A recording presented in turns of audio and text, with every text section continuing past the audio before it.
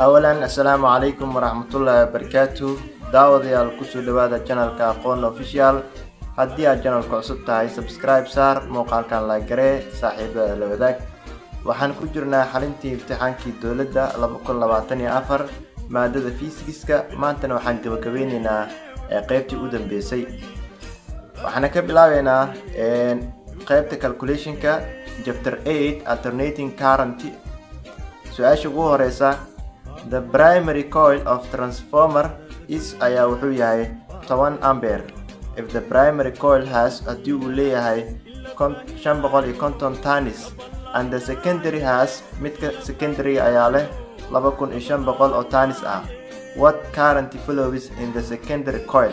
waxaa laga rabaa currentiga secondaryga ayaa laga rabaa inaad xisaabisid.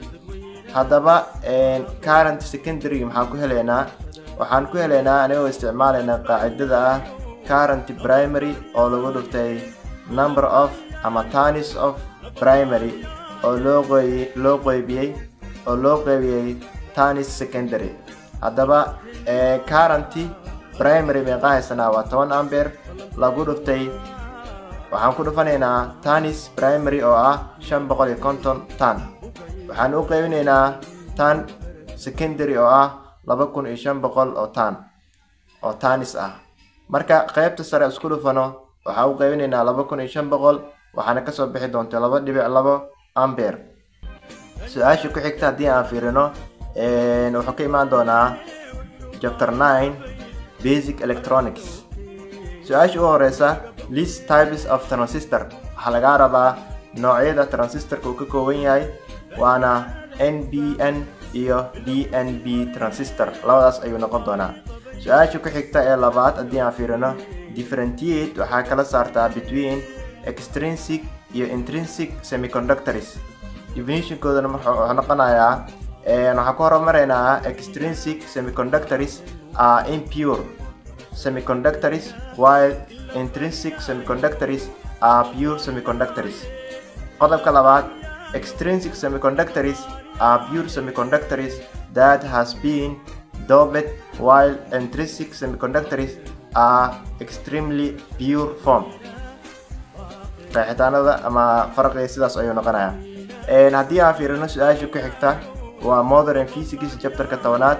blue light iftiinka buluuga ah haas wuxuu leeyahay wavelength dhan 7.7 times 10 power 14 hertz and Planck's constant oo wuxuu yahay asagana 6.63 times 10 power minus 34 joule second. calculate xisaabi energy of the photon. haddaba energy maxaan ku helaynaa? waxaan ku helaynaa Planck's constant oo ku dhufanay f oo frequency ah. Planck's constant qiimihiisu waa 6.63 lagu dhuftay 10 ku jibaaran minus 34 joule second. waxaan ku dhufanaynaa frequency-ga haysano 7.7 times 10 power 14 hertz. intaa markaa isku dhufano waxaa ka soo bixi doonto ama answerkeenu uu noqon doonaa 5.11 times 10 power minus 19 joule, maadaama energy uu yahay joule ayaa lagu halbeegaa. su-aasha ku xigta haddii aan fiirino oo su-aasha u dambeysa ah, find soo hel half life mirbarka of nitrogen oo atomic numberka uu yahay 7, atomic masskuna uu yahay 13. if the decay constant haddii burburka uu yahay 1.16 lagu dhuftay 10 ku jibaaran minus 3 decay per second. haddaba half life marka maxaan ku helaynaa? half life waxaan ku helaynaa 693 oo loo qeybiyay lambda. 693 waa constant, lambdana ah haysano wuxuu noqonayaa 1.16 times 10 power minus 3.